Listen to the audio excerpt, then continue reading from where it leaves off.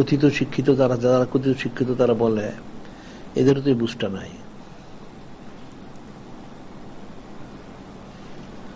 যারা দিন বুঝে না, দুনিয়া বুঝে না, তারা তারা তো পশুর মতো।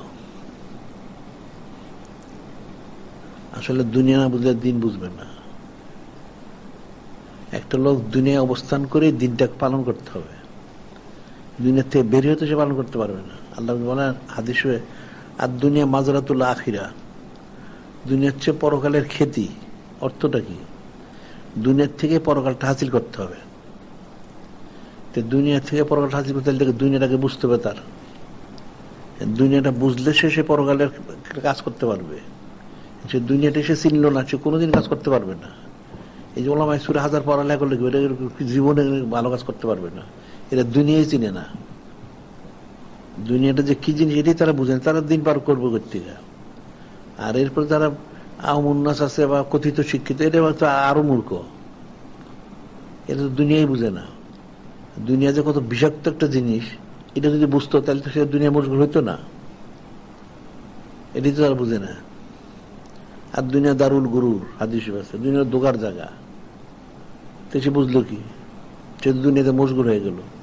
ওই যে বললাম না যে এই বালামিন বাউরা আল্লাহ নাজির করলেন, অতলু আলাইহিম নাবাল্লাযী আতাইনাহু আয়াতিনা।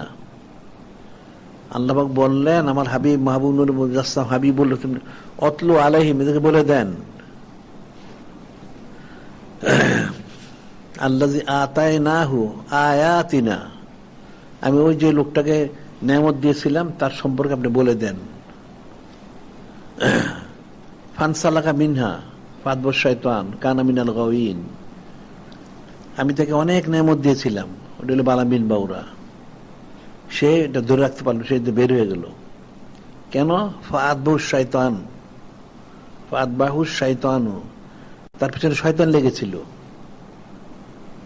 শয়তান লেগে কি করছে? ফাকানা মিনাল গাওয়িন, তাকে গোমরা করে দিছে। কেমনে গোমরা করলো? শয়তান লেগেছে, গোমরা করেছে।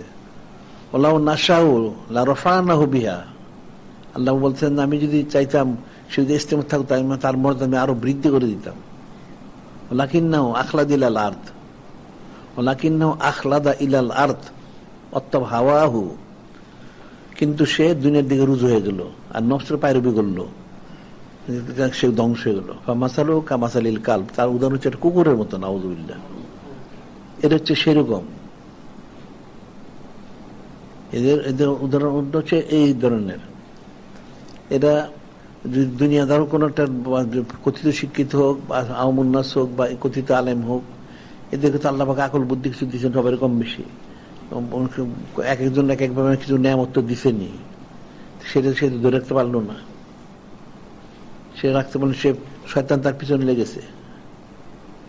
তাহলে বোঝা যাচ্ছে এখানে যে প্রত্যেকের পিছনে শয়তান লাগে। এখন আওয়ামুন্নাসের পিছনে শয়তান আছেই, কথিত শিক্ষিতদের পিছনে আছে, যারা কথিত আলেম জালেম সুবিধর বেশ, এদের পিছনে শয়তান আছে। শয়তান আদবর শয়তান, শয়তান তার পিছনে লেগে তাকে গোমরা করে দিচ্ছে। ফাকানা মিনাল গাওয়িন, সে গোমরা হয়ে গেছে।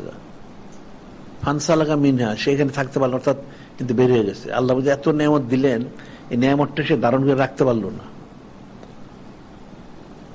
আল্লাহ বললেন আমি তাকে নেয়ামত আরো দিতাম, আমি তাহলে আল্লাহ নাশাউল্লাহ রফানাহু বিহা, আমি যদি সে ইস্তেমা আমি তাকে তার মধ্যে আরো বুলন্দ করতাম। কিন্তু লাকিন্নাহু আখলাদা ইলাল আরদ, সে দুনিয়ার দিকে রুজু হয়ে গেল। ওয়াত্তাবা হাওয়াহু, সে নফসের পায়রবি করলো। এখন তো সব এটাই করে। কে দিনদারি করে? লোক দেখাও দেখে দিনদারি করে একটা লোকও খুঁজে পাওয়া যাবে না। সব হলো রসম রেওয়াজ আর কাফের গোলাম। এই জন্য নিজেরা গোমরা হয়, মানুষকে গোমরা করে। শয়তান তো সবার পিছনে আছে। বালামিন বাউরা 300 বছর সাধনা করলো, করে সে অনেক কিছু হাসিল করলো। সেটা আল্লাহ বলছেন অনেক কিছু আমি তাকে দিয়েছিলাম। সে তার দরবারে প্রতিদিন 10 থেকে 12,000 আলেম তালিম নিত। 10 থেকে 12,000 আলেম সেই সময় তালিম নিত। আজকাল তো কথা না, হযরত সে কালিমুল্লাহ ওনার সময়কার কথা, তালিম নিত। তারপরে সে উপরের দিকে তাকালে সিদরাতুল মুনতাহা দেখতে পেত, নিচে তাহতা সারা দেখত, এবং সে যে কোনো দোয়া করতে তার প্রত্যেকটা দোয়া কবুল হইত। আল্লাহ তার অনেক কিছু দিয়েছিলেন, কই সে তার পালন রাখতে।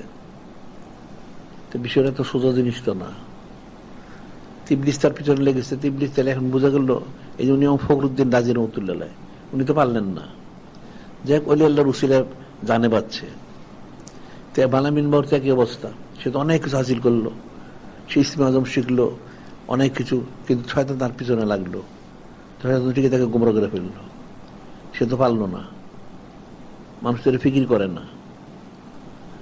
সে এত কিছু হাসিল করলো, এত বড় হইলো, 300 বছর সাধনা করে সে হাসিল করে। 300 বছর মানুষ বাঁচে কয় বছর? 300 বছর সে রিয়াজত মাশাক্কাত করছে, করে সেগুলি হাসিল করছে, কিন্তু তার পিছনে শয়তান লেগেছে।